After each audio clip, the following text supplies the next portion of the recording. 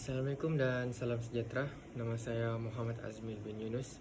Saya merupakan ketua kumpulan bagi kumpulan 12. Kami akan membentangkan esei kumpulan kami yang bertajuk Teknologi dan Inovasi di Asia Tenggara.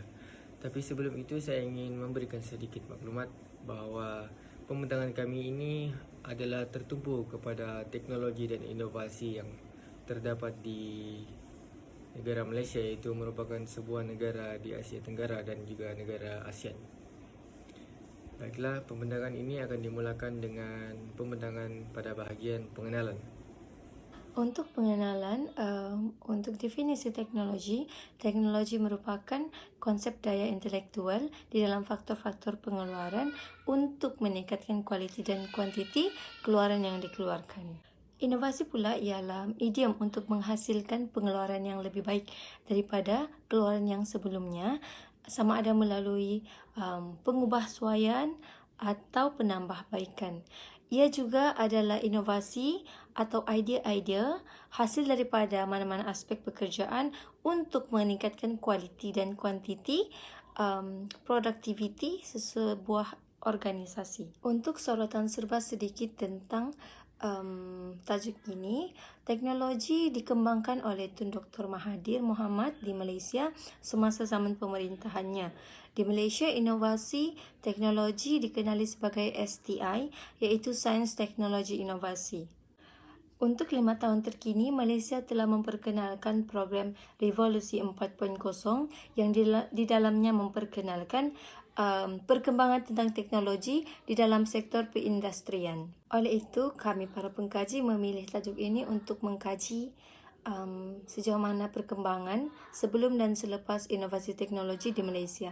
Antara perkembangan inovasi teknologi yang akan kami kaji ialah cabang pendidikan, pertanian, pembangunan dan infrastruktur, dan pengangkutan dan komunikasi. Assalamualaikum warahmatullahi wabarakatuh dan salam sejahtera buat semua. Nama saya Muhammad Syazilan bin Mulshirin.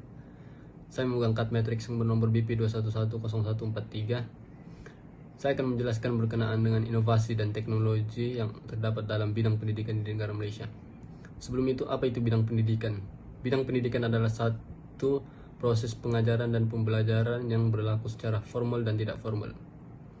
Pendidikan formal merupakan satu proses penerapan ilmu pengetahuan yang dilakukan di sekolah dan menggunakan tenaga pengajar atau lebih dikenali sebagai tenaga guru.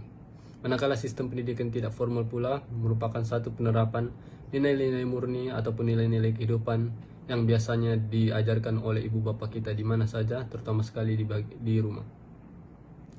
Sehubungan dengan itu, terdapat banyak sekali inovasi dan teknologi yang memajukan lagi bidang pendidikan, khususnya di negara kita, di negara Malaysia. Salah satu inovasi yang terdapat dalam bidang pendidikan kita adalah penggunaan e-book ataupun buku digital dalam proses pendidikan. E-book pada awalnya diperkenalkan oleh seorang guru yang berasal dari negara Spanyol, atau lebih tepatnya lagi di Lyon, Spanyol. Guru yang bernama Angela Ruiz Robles memperkenalkan atau mula memperkembangkan penggunaan e-book pada sekitar tahun 1949. Penggunaan e-book sememangnya memudahkan urusan bidang pendidikan yang dijalankan di negara Malaysia. E-book juga membawa banyak sekali manfaat dalam bidang pendidikan. Salah satunya, tenaga pengajar ataupun tenaga pelajar itu sendiri boleh mendapatkan bahan rujukan ataupun bahan pendidikan yang luas dengan cepat dan tepat. Selain penggunaan e-book ataupun buku digital, bidang pendidikan di Malaysia juga menggunakan pembesarian sekolah sebagai langkah untuk menginovasikan lagi bidang pendidikan itu sendiri. Pembesarian sekolah merupakan satu langkah di mana menyelitkan penggunaan ICT, Internet Communication Technology, dalam bidang pendidikan. Penyediaan bahan-bahan komputer untuk mengakses internet juga disediakan di beberapa sekolah. Menurut laporan yang dikeluarkan oleh Kementerian Pelajaran Malaysia, KPM, sekitar tahun 2006 sahaja terdapat 88 buah sekolah yang menggunakan pembesarian sekolah sebagai langkah untuk menginovasikan lagi pendidikan di negara Malaysia. Pembesarian sekolah ini sememangnya banyak membawa sekali manfaat. Sebagai contohnya, ianya menandingi proses pengajaran dan pembelajaran di negara-negara maju yang lain seperti negara Jepun dan Rusia. Yang ketiga dan terakhir, cara pengajaran yang disebut sebagai blended learning juga merupakan satu teknologi dan inovasi bidang pendidikan yang ada di negara Malaysia. Blended learning ini dibahagikan kepada 5, yaitu yang pertama, blended face-to-face, blended online, flipped classroom, rotation model, and blended MOOC. Teknik pengajaran blended face-to-face merupakan satu proses pengajaran di dalam kelas, namun akan menggunakan peranti seperti telepon pintar untuk pelajar yang tidak hadir ataupun mengalami masalah ketinggalan dari segi pelajaran. Blended online pula merupakan satu proses pengajaran yang dilakukan di atas talian, namun akan menggunakan kelas untuk sebagai tujuan eksperimen.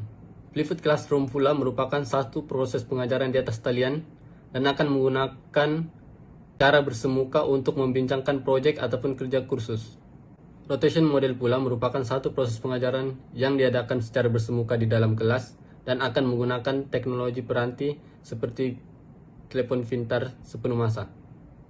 Blended learning yang terakhir dikenali sebagai blended MOOC, di mana penggunaan ataupun proses pengajaran dilakukan secara keseluruhan di atas talian dan menggunakan cara menonton video, terutama sekali dari YouTube ataupun mana-mana website yang berkenaan, sebagai satu proses pengajaran.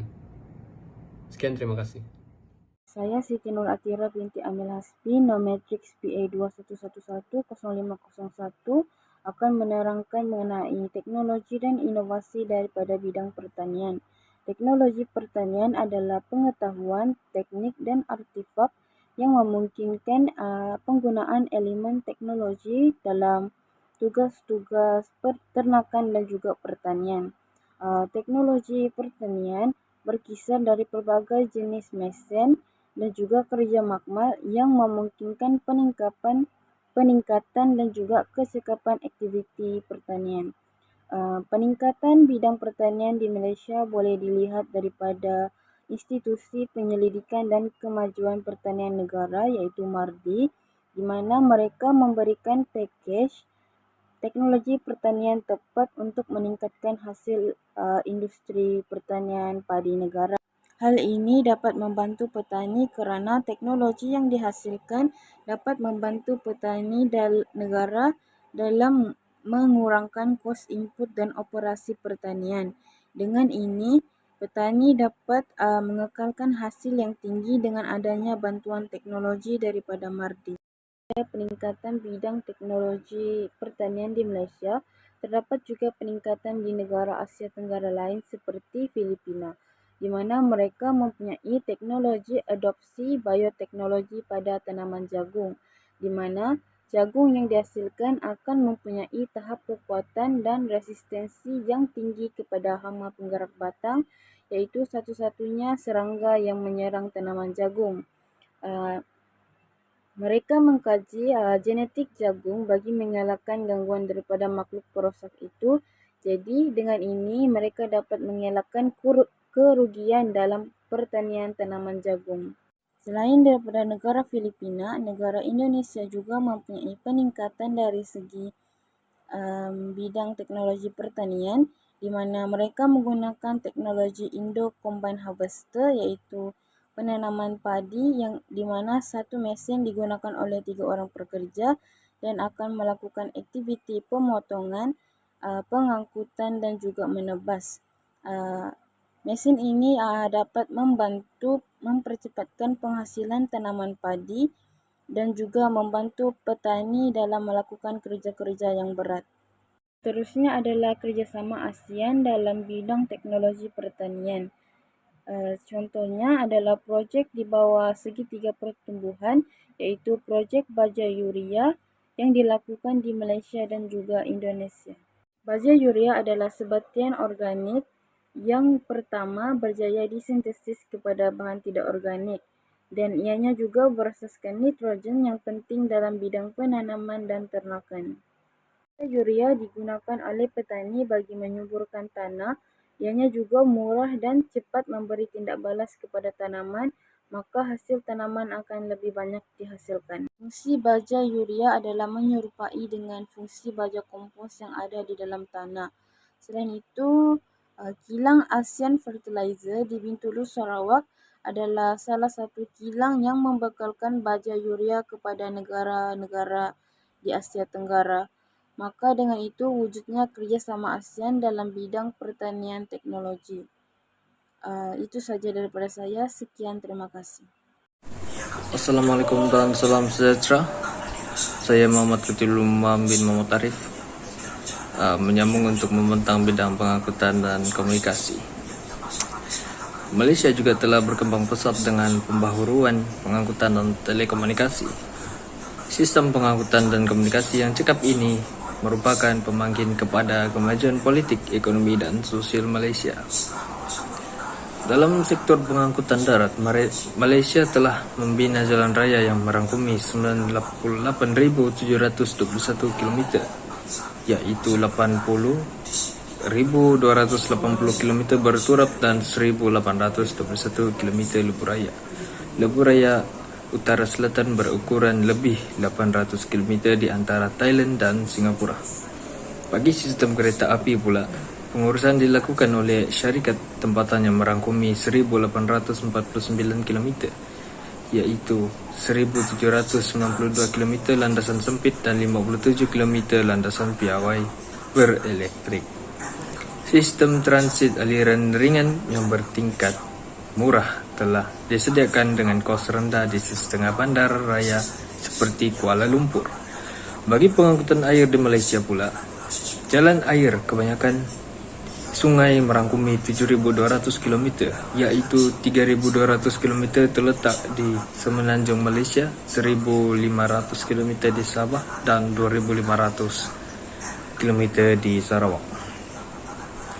Bagi talian pipe, Malaysia memiliki 3 km talian pipe luapan, 1.965 km talian pipe gas, 31 km talian pipe minyak, dan 114 km talian pipe produk bertapis. Bagi perkapalan perdagangan pula, Malaysia memiliki jumlah kapal sebanyak 360 buah kapal. Kapal-kapal tersebut mengikut jenis perkapalan di mana terbagi kepada 25 gas cair buah kapal, 100 kapal kargo buah kapal, 66 kapal pengangkutan kontainer, 8 kapal pengangkutan kenderaan, 1 pengangkutan ternakan kapal, 2 kapal penumpang, 59 kapal pukal sebanyak 59, 5 kapal roro, 58 kapal yang mengangkut tangki kimia, dan 56 tangki petroleum buah kapal. Pengangkutan udara juga merupakan jaringan pengangkutan yang diutamakan di Malaysia selain pengangkutan dan darat. Pengangkutan darat dan air. Pada tahun 1947, penubuhan Malayan Airways Limited (MAL) dan perkongsian Malaysia dengan Singapura menukar nama ke MAL kepada Malaysia Singapore Airlines, yaitu MSA. Pada tahun 1971, MSA telah bertukar kepada Malaysia Airline System ketika Singapura ingin mewujudkan syarikat penerbangan masing-masing. Pada tahun 1930 hingga 1965, lapangan terbang utama beroperasi di Sungai Besi. Seterusnya, lapangan terbang antarabangsa Subang di Selangor menjadi tempat lapangan terbang yang baru. Pembesaran lapangan terbang juga membolehkan penggunaan kapal terbang seperti Boeing 747. Pada tahun 1998, lapangan terbang antarabangsa Kuala Lumpur, yaitu KLIA, memenuhi kepentingan pendaratan kapal terbang. Sekian itu sahaja daripada saya. Sekian, terima kasih. Untuk seterusnya yaitu teknologi dan inovasi dalam bidang pembangunan dan infrastruktur di Malaysia. Bidang pembangunan dan infrastruktur di Malaysia ini adalah bertujuan untuk memberikan kemudahan dan meningkatkan tahap keselesaan masyarakat. Pembangunan dan infrastruktur di Malaysia ini adalah banyak tertumpu di kawasan-kawasan bandar-bandar utama setiap negeri seperti di Kota Kinabalu, Kuala Lumpur dan ibu kota setiap negeri di Malaysia.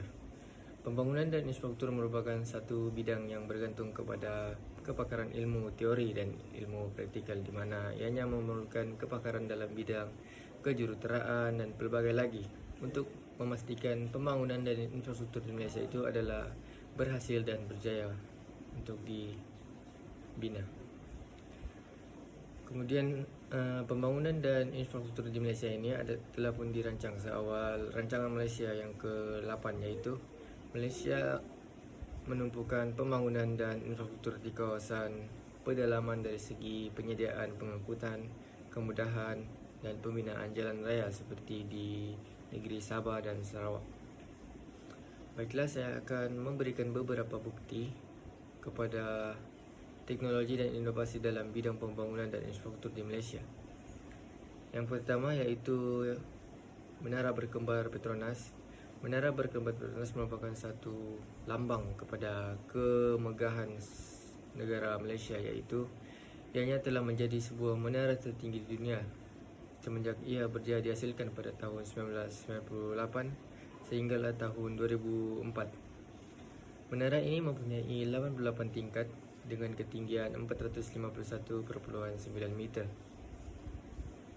Ianya juga mempunyai sebuah jejantas udara, di mana jejantas itu mempunyai kepanjangan sepanjang 58.4 meter, yang merupakan jejantas udara kedua tertinggi di dunia ketika itu. Menara ini mempunyai keluasan tapak sedalam 120 meter, di mana ianya merupakan satu teknologi yang berjaya dihasilkan oleh Malaysia dalam membina sebuah menara berkembar yang sangat unik, di mana ianya juga mempunyai sebuah unsur seni bina Islam, iaitu sebuah bintang yang mempunyai 8 bucu. Pembinaan menara berkembar ini adalah kerjasama dengan syarikat Hazama Corporation daripada Jepun dan Samsung C&T Gukdong Engineering 7 Construction daripada negara Korea Selatan. Pembinaan menara ini adalah mengambil masa selama 5 tahun saja, iaitu bermula dari tahun 1993 dan siap dibina pada tahun 1998. Baiklah, untuk bukti yang kedua iaitu Jambatan Pulau Pinang. Sehingga kini, Jambatan Pulau Pinang telah pun mempunyai 2 jambatan, iaitu Jambatan Pulau Pinang yang pertama dan Jambatan Pulau Pinang yang kedua. Jambatan Pulau Pinang ini merupakan sebuah jambatan yang menghubungkan Pulau Pinang dengan Tanah Besar Semenanjung. Ianya mempunyai kelebaran 225 meter dengan panjang masing-masing 13.5 km yang menjadikan Jambatan Pulau Pinang ini sebagai jambatan terpanjang di Asia ketika itu. Ianya mula dibina pada tahun 1982 dan ianya siap pada tahun 1985. Pembinaan Jambatan Pulau Pinang ini adalah hasil kerjasama daripada United Engineer Malaysia Berhad UEM dengan syarikat Hyundai Engine Construction Company daripada Korea Selatan. Seterusnya, saya akan memperkenalkan serba sedikit terhadap jentera berteknologi moden dalam pembinaan dan pembangunan yang digunakan di Malaysia. Baiklah, yang pertama iaitu hydraulic excavator. Hydraulic excavator ini adalah merupakan satu jentera yang digunakan untuk proses penggalian, penggorekan, kerja meroboh dan juga kerja-kerja berat tapak pembinaan. Yang kedua iaitu mobile crane. Mobile crane ini merupakan satu jentera yang digunakan untuk mengangkat barang. Tetapi mobile crane ini adalah satu crane yang bergerak yang memudahkannya untuk memindahkan objek dan juga memasang kelengkapan berat pada struktur-struktur binaan. Yang ketiga iaitu crane. Crane ini adalah merupakan satu jentera pengangkat, namun ianya tidak bergerak. Ianya digunakan untuk mengangkat barang berat ke tempat tinggi dan juga memasang peralatan dalam tapak pembinaan. Crane ini biasanya digunakan pada pembinaan yang tinggi, bangunan yang tinggi dan juga sebagainya. Yang keempat yaitu piling machine. Piling machine ini adalah sebuah jentera yang biasanya kita dapat lihat digunakan pada pembinaan sebuah lebuh raya, jambatan, flyover dan jalan raya. Ianya digunakan untuk menanam cerucuk, menanam tiang dan juga menghasilkan lubang serta menggerudi tanah. Baiklah, yang kelima yaitu jentera yang bernama grader. Jentera ini juga biasanya digunakan dalam pembinaan sebuah lebuh raya dan jalan raya. Ianya digunakan untuk meratakan tanah, mengembur dan membajak tanah dan juga membersihkan permukaan rata. Dan yang terakhir yaitu bulldozer. Bulldozer ini adalah merupakan sebuah jentera yang digunakan untuk menolak kuantiti besar tanah, melonggar bahan padat, meratakan tapak luas, merobohkan konkrit binaan dan juga memuatkan bahan binaan pada jentera pengangkut. Baiklah, itu saja daripada saya.